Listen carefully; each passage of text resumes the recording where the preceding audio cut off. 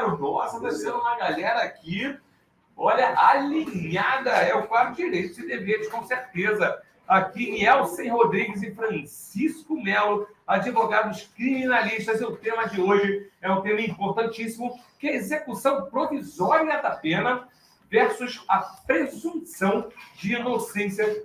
Bom dia, meus queridos, tudo bem? Sejam bem-vindos mais uma vez aqui ao programa Sábado é Show. Bom dia a todos os ouvintes, bom dia, meu amigo. Estamos aqui hoje para falar desse assunto importantíssimo, que além da presunção de inocência, também impacta diretamente nas teses defensivas, como a prescrição e outros institutos, em que a pessoa pode se defender e principalmente não ir presa. Olha que bacana. Para iniciar o papo aqui, né? Porque a gente aqui aprende com vocês, aqui eu falo que o Sábado é Show é uma grande sala de aula. Vamos começar com a primeira pergunta. O que vem a ser o princípio da presunção de inocência e como ele funciona no ordenamento jurídico brasileiro? A resposta quem vai executar aqui é o Dr. Nielsen. Doutor Nielsen. Bom dia, meu querido, tudo bem? Bom dia, meu amigo, tudo bem? Você é um som tão fortão aí. Como dizem o pessoal da moda. Para aquecer, Para aquecer, isso aí. Vamos a uma resposta. Como é que funciona esse princípio da presunção? Na verdade, o princípio da presunção de inocência aqui no Brasil, ele deveria ser chamado de princípio da presunção de não culpabilidade, que é o que vem exposto na Constituição, no artigo 5º, inciso 57, né? Que ninguém poderá ser considerado culpado até o trânsito julgado de sentença penal condenatória. Certo. Só que o porquê que ele é tratado como sinônimo de presunção de inocência aqui? Porque o Brasil, signatário dos tratados internacionais, eles sim adotam o princípio da presunção de inocência. E qual é a diferença? A diferença é que, nesses tratados internacionais, houve a condenação em primeira instância, houve a confirmação em segunda instância, lá já perde a presunção de inocência, lá é relativo. E aqui no Brasil, não. Aqui vai até a terceira instância, o cara às vezes não vai nem preso. Na verdade, aqui... Acontece muito. Isso, O que acontece aqui? Aqui existe o recurso, o cara foi condenado em primeira instância, existe o recurso de segunda instância, depois sobe para o STJ e, por fim, se for questão voltada para questão constitucional, aí o STF julga. Se não for questão constitucional, termina no STJ. Só que a gente vai falar mais para frente que nada impede do cara ser preso aqui no Brasil, porque existem outros tipos de prisões. Isso é condenação. Condenação no Brasil ela só é válida após o trânsito em julgado. Aí sim, o acusado ele pode ser considerado culpado, só após não cobrar mais recurso. Entendi. A segunda pergunta aqui, como deve ser a regra de tratamento e regra probatória do poder público frente a um acusado durante um processo criminal?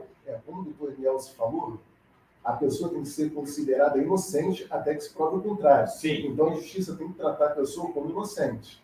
E a regra probatória é o acusado não tem que provar que é inocente, é o Estado que tem que provar que ele é culpado, e não o contrário. É complicado o direito criminal, né? Aqui no Brasil tem muita coisa que não dá para entender. Eu assinei agora o Brasil Paralelo, né? Que são documentários espetaculares ali, e você realmente vê, principalmente com menor de idade, as pessoas cobram muito a ação da polícia perante a sociedade, mas os policiais eles agem e acontece deles prenderem um indivíduo 3 vezes num dia por 3 crimes diferentes. E por ser menor, ele vai ser solto novamente e é sempre enxugando o gelo. Né? Tem muito o que mudar na legislação criminal do país. Você concorda comigo? Exato. Eu costumo falar, não entrando num viés político, longe disso, que aqui é extremamente técnico a nossa posição, que a gente deve pensar muito na hora de colocar nossos deputados, nossos senadores. Sim, claro. Presidente até. Sim, mas a questão da legislação... do cidadão, né? A questão da legislação quem cria as nossas normas penais são senadores e deputados. O presidente ele fica na parte administrativa.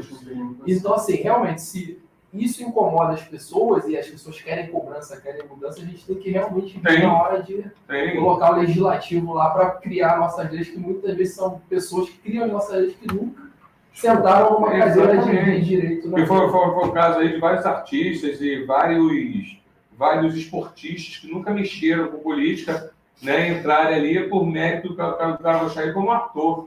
né? Mas o cara não entende nada de política. Exato. Existem também vários esportistas que entraram na política e estão sendo excelentes políticos, Sim, e eu vou sim. citar Romário é um deles. Entendeu? Faz muito pela política, tem o meu voto, cara Ótimo sério projeto. ali. Exato. Então você vê que o cara se aprofunda ali e melhora naquilo que ele faz. Busca o conhecimento. Busca o conhecimento, se transforma ali. Né? O que seria o fato, a execução, o que seria de fato a execução provisória da pena e por que tanta confusão se deu acerca desse assunto nos últimos anos? Pois é. Isso tem muito a ver com a questão da presunção de inocência, da culpabilidade. Por que execução provisória da pena? As pessoas confundem a pessoa ter sido condenada e a pessoa não poder ser presa. Isso aí são questões diferentes. Como eu já falei, durante o processo a pessoa pode ser presa, ela pode ficar presa. Voltando, por exemplo, aí da questão que foi um tema que foi muito batido por conta dessa operação, que foi a Operação Lava Jato, que quando o STF, em 2016, julgou pela condenação, por antecipar a condenação em 2016, as pessoas estavam com recursos lá para serem julgados, o STF revogou uma decisão antiga deles que não podia prisão provisória após a segunda instância, revogou isso e as pessoas foram presas, Em 2019, quando eles refizeram esse julgamento, falaram que realmente a interpretação à Constituição foi mal feita, aí soltou a mesma turma, as pessoas que estavam presas cumprindo uma execução provisória automática, elas tiveram que ser presas. Só que nem todo mundo foi solto, porque as pessoas que cumprem prisão preventiva, elas continuam presas, porque nada tem a ver com a execução antecipada da pena. O que no Brasil não é permitido é uma execução antecipada. A pessoa ter sido considerada culpada antes do trânsito julgado. Mas a prisão preventiva, a prisão temporária, ela continua existindo. Tanto que tem pessoas lá que estão pendentes do julgamento ainda do STF e continuam presas. Por quê? Por conta da prisão preventiva. Entendeu? Isso aí foi uma leitura que foi feita do artigo, uma leitura mal feita do artigo 283 do Código de Processo Penal, e depois eles voltaram até atrás, que o artigo 283 diz que ninguém poderá ser preso se não em flagrante delito, por ordem escrita e fundamentada de autoridade judiciária competente, em decorrência de sentença condenatória transitada em julgado ou no curso da investigação do processo, em virtude de prisão temporária ou preventiva. Ou seja, nesses casos, flagrante, prisão temporária, prisão preventiva, mesmo com o processo andando, a pessoa pode ser presa. O que não pode antecipar uma condenação que ainda tem um curso de um processo pela frente. É complicado, né? É complicado. É complexo, mas principalmente para nós, eu vou falar aqui, simples seres humanos, nós temos conhecimento jurídico dessa parte criminal, você muita coisa não entende. Verdade. Né? Verdade. Muita coisa vai à tona e as pessoas ficam perdidas, é um assunto do momento, que envolve paixões ideológicas, políticas, religiosas, as pessoas ficam perdidas, mas que é um assunto complicado. E a mídia tem que rola aí, né? Na opinião pública, fala o que quer, importa coisas, informações às vezes ali verdadeiras na cabeça do povo, e o povo está de pau em cima dos advogados, políticos. Mas direito, além de leis, acima de tudo é bom senso. Você tem que ter o bom senso para fazer as leis e aplicá-las. Por isso que muitas vezes a jurisprudência muda, de caso a caso. Sim. Você tem um caso igualzinho que esse tema ele foi a respeito do presidente Lula. Mas existem outros diversos casos que têm interpretações diferentes. Aí você vai julgar. Naquele caso, será que às vezes cabe ou não cabe? Entendi. Aí se é da jurisprudência ou não, que ela que vai decidir. A jurisprudência em 2016 era uma. Hoje, ela é totalmente diferente. Naquela época, consideraram que era aplicável. Hoje em dia, não mais. Não mais, porque já tiveram outros casos que vai mudando a jurisprudência. O direito é muito dinâmico, o entendimento é muito. A sociedade é dinâmica, a sociedade muda a todo momento. Então o direito tem que acompanhar. O STF muda a todo momento. E a maioria, eu digo que 90% dos ministros que julgaram que caberia a prisão sem instância, depois voltaram atrás e voltou falando que não. Tem Alexandre, o próprio Xandão, né, o próprio Barroso. Fábio Gilmar continuou na mesma linha dele ali, né? Que prendeu, soltou. O resto mudou de opinião aí. Enfim, última pergunta. Mas como é que fica então no Brasil? Mas então, como fica? No Brasil, não é permitida nenhuma prisão antes do trânsito julgado? Não, na verdade, é possível sim. Algumas prisões cautelares. Prisão em flagrante, totalmente possível. Prisão temporária, que é aquela prisão que você que é deferida para investigação penal. Uhum. Por exemplo, o delegado, ele tem que investigar determinada situação, ele pede a prisão temporária para O sujeito não fugir ali. fugir. Não atrapalhar.